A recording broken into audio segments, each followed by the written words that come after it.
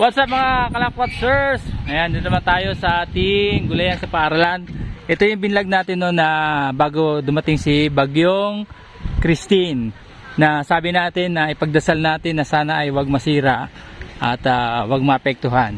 So after a week na nung nag-vlog tayo last week, na-bisita na po kami ngayong araw na to. Kanina umaga lang, kahit walang pasok dahil may bagyo na naman po si Leon, ay binisita na po ito, in-evaluate na po ito ng provincial. At ngayon ay sisilipin natin kung anong itsura na. Ayan. So marami nang tinanggal, marami nang wala, ano? Marami na inayos, ano? Oh, marami nang inayos to. So hindi ito itsura to kanina. So may mga nabago na kasi hinahangin na. Malakas na po hangin dito. So may mga sinafety na rin sila mga tanim dahil nga parang mahangin ngayon yung Bagyong Leon. So dito, simulan ko sa simula. Yan, oh, medyo matutumba na sila kasi malakas po talaga ng hangin. So yun, at natanggal na rin yung welcome to Gulayan pa sa paralan. Yan, lakas ng hangin. So mula dito makikita nyo, ito yung mga ano natin, oh, yung mga tanim na mga sunflower. Wala pa yung flower. Ayan. So dito, mga ang tanim dito ay mga ornamental, mga pampaganda, pampalamuting mga halaman. Yan. Tapos sa kabila naman, fern garden. Natanggal na rin yung mga fern kasi nga mapakalakas ng hangin, sinesafety na po. So pagpasok dito, nung una natin punta dito, hindi gito kaganda itong petsa at saka itong mustasa. Ngayon lang talaga yung panahon na nag-boom siya. Ayan, may nabali na nga eh. Ano, nabali na yung mustasa. Petsa yan. Okay? This way, mga sili, entrance. Ha? Ayan. Tapos, siyempre, ayan, may bonsai. Mangga ba ito? Mangga? Ay, sampalok pala. Sampalok. Mangga maasim pareho. Sampalok. May sampalok dito na nilagyan na rin ng ano. Yan, bonsai yan, bonsai. Inano na, inalambrihan na para hindi mabali, sinuportahan na. So pasok tayo. So nabawasan na rin yung mga ano, bunga ng kabatiti, ng patola kasi na-harvest na rin. Oh, diretso muna tayo, ikutin ko ulit kayo. So ito yung nakita nyo, lakas ng hangin, oh. Mga sitaw, utong, kabatiti. Ito si ano, hindi pala Pukingan ang basa rito. Kamali ako, si Pukingan. Yan, Pukingan ang basa diyan. Pukingan Rosel. Rosel, Pukingan, ayan. Hindi ko alam kung ano Rosel na to. Rosel plant, ayan. Hibiscus sadafrifa. Okay, so mga siling haba sa baba.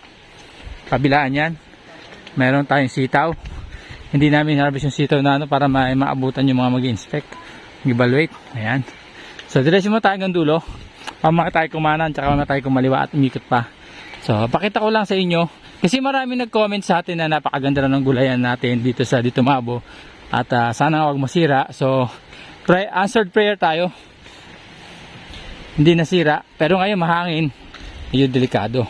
So dito meron tayong carbonizing ano, yung ipa. Yan, para maging pataba. Medyo may apoy yan sa ilalim siguro kaya umuusok pa. Mainit pa. Ito naman ang crop museum. Dito ito nakita, hindi ko na ipakita sa inyo itong crop museum. Dito pinapakita yung mga iba't ibang mga endangered ba o yung madalang na nating makita mga halaman. Ito balite. May ube, may tugi, katanim dyan tugi. Ano pa to? Bayabas, kamyas. May kamyas tayo dito, puno ng kamyas. Nakatanim po yan, matagal na. Lokban. Lokban, ano po yan? Pomelo. O yung suha. Tapos mulberry o wild berry. Ayan, o. May kalamansi, guyabano, papaya. Ayan, ito yung mga ano natin. Kastanyas. Ayan, sa awit ng ano, di ba? Christmas song. Kastanyas na marami. Siguro sumasabay yan. Yan naman ay pine tree. May mga malunggay. O, ayan, malakas pong hangin. Ayan, meron pang ano dito. Meron pang bunga ng atsuete. Ayan, o.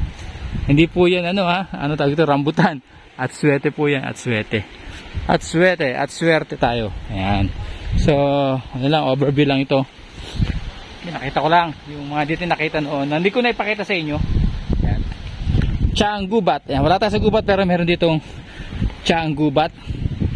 Siguro, ay, init. Tiyaang gubat. Ito maganda to eh. Pag may ilaw na pag yung gitna nito hindi naputol, maganda. Init dito. Okay. So, ito tayo galing. Kakaliwa muna tayo. Ito yung pakanan kapag galing ka sa labas. So yung una kong vlog dito, kumanan tayo dito. So ikakanan ko ulit kayo. Ayan, so dahan-dahan natin para hindi masyadong shaky yung camera. Yung reklamo sila pag shaky. Kamatis, gabi, yan pa rin po. Ito yung talungan, may mga bunga pa rin ng talong. Yan, talong, kalabasa, ito mga kulitis, spinach. Yan, saluyot naman sa kabila. Yan, masustansya yan. May okra din. Yan, may mga balag na yan, sitaw. Ito pa, pineapple. At yun ay kamoting kahoy o kasaba. Ayan, may mga nakahang tayong mga pechay at mustasa. Kamoting kahoy, kangkong, gabi. San Fernando, kulay purple violet. Kamoting kahoy, kamoting baging, kangkong, gabi. Doon may sayote. Ayan, balik tayo. Mahangin na po ngayon kasi sa bagyong Leon. Last week nag-vlog tayo dito, bagyong Christine naman yung paparating. Ngayon ay bagyong Leon naman. So dito naman, ito pa din. Luyang dilaw, mustasa, mga gulay pa din to. Ayan o, mustasa, kulitis. Dito may tanim na carrots. Dito may balag to ng patola din, patola. Ayan, mani, malalaki na yung mani pero wala pang bunga yan. Pechay. Ayan, ito naman ampalaya, hilera ng ampalaya. Ito okra. May tanim na munggo. Tanim na munggo dyan. Yung fish pond namin, ayan, may mga naka water lily at yung mga hydroponics na halaman. Ayan. Tapos oregano, ito mga mga halamang gamot. Ayan, aloe vera, ayan, gamot yan sa pag napaso kayo. Ito maganda to. Para hindi lumubo, masaktan yung mga napaso. Ato romero, rosemary, romero. Gemelina. Yung tawag diyan ay yung pepper tree. Pako, marami yan sa Aurora. Limon, citrus lemon. Okay. So, lagikway, sarap din yan, alam mo sa munggo. Kamyas. Ito naman yung mga tawag ito? Nursery. Yung mga itatanim pa lang, pinapalaki. May ubas din dito, strawberry. Ayan. Dito naman yan. Susunod na siguro tatanim namin to. Breadfruit to. Masarap tong marang, breadfruit yan pag lumaki. Ayan, at maitanim. Longgan. Yung bilog-bilog ang bunga niyan. Okay. So, yan yung sa crop natin, sa natin gulayan sa paaralan. So, last part, yung sa may harap na lang tayo para makompleto ninyo yung pagmamasyal. Hindi man kayo makarating dito sa aming school o dito sa aming gulayan, specifically, nailibot ko kayo. Nakita nyo. Hydroponics, may nakita ko na rin ito dati. Mas marami siyang tanim ngayon. Mas nag-boom yung mga tanim sa hydroponics. Alright. Hydroponics, bataw. Nakano pala tayo, Jamira Shop tayo ngayon. Shoutout sa Jamira Shop.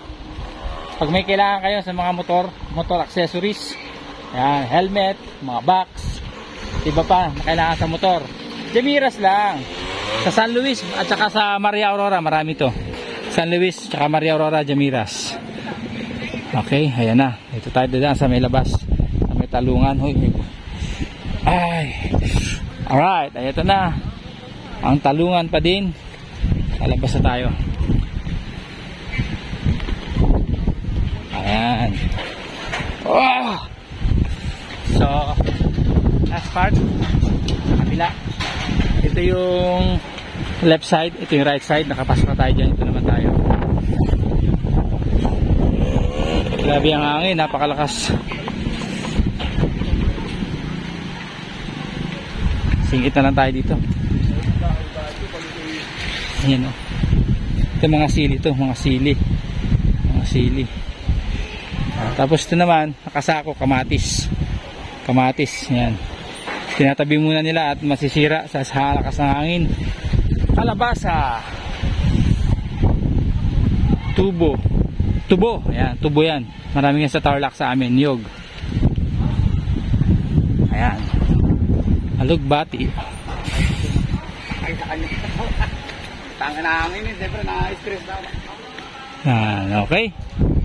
So, yan na muna ang ating video dito sa ating Gulayan sa Paralan. Nakita nyo na, na-video na natin. So, sana wag masira ng malakas na hangin ni Leon. At mabalikan pa tayo after ni Bagyo Leon. Sa tabi nyo muna, ano, kasi masisira. Masisira ng hangin. Ano? Panalo na? Panalo na, ma'am? May pag-asa. May pag-asa. Ayan. May At de, dapat mawalan ng pag-asa. Ayan, kaya. May pag-asa talaga. Kasi nga, pag may bagyo, may pag-asa. Kailangan meeting sa bagyo, may pag-asa. So, yan. Yan na muna ang ating video. Abangan nyo lang ang update pag tayo ay nanalo. Abangan nyo na lang next nating video. Mahangin. Oh, isisinop mo na at mahangin, masisira, kawawa. May stress. So, hanggang dito sa amin sa school sa Tumabo. Bye-bye. See you sa next video natin sa Gulayan sa Paralan.